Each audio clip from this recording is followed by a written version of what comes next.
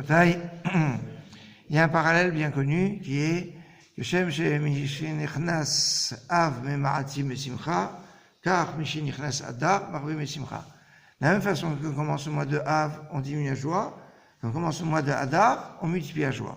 Parallèle Av Adar, le summum de la Simcha, le plus bas au niveau du deuil. Il y a un autre parallèle qui peut être très remarquable, c'est le parallèle entre le mois de Nissan et le mois de Av. Alors déjà, de quelque chose qui est assez connu, le premier Nissan et le premier Av, il se passe quelque chose qui est en relation. Non? Pas de la même année.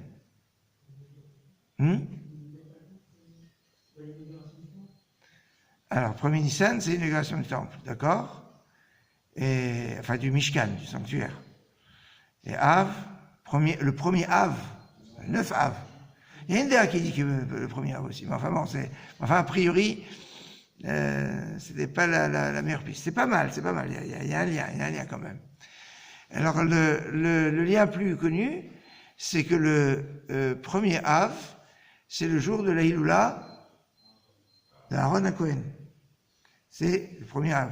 Premier Nissan,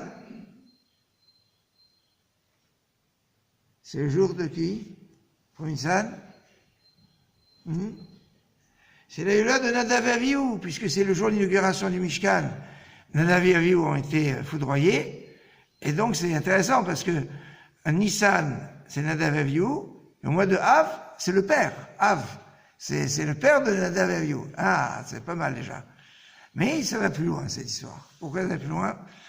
Il est assez rare que quand on lit la paracha, on lit dans la paracha la date dans laquelle on est.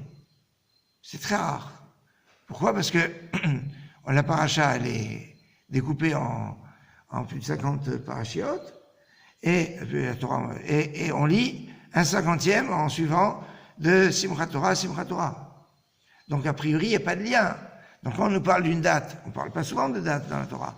Mais quand, par exemple, on est au début de Bamidbar, au début des livres des nombres, et qu'on nous dit qu'on était le premier, c'était le premier Iyar, le livre de Bamidbar, on ne lit pas au début de Iyar. On lit quand? Bamidbar, on lit au début du mois de Sivan, puisque Bamidbar, c'est un paracha qui précède Shavuot. Donc ça colle pas du tout. Par contre, quand on parle de Aaron, la Hiloula d'Aaron, eh bien, il y a une seule Hiloula qui est marquée dans toute la Torah, dans tout le Tanakh. C'est l'Hiloula d'Aaron. C'était quand? Le premier du 5e mois. C'est marqué dans quel paracha? Paracha de Masré. Paracha de Masré qu'on lit justement à proximité de Rosh Chodesh Av. C'est quand même surprenant.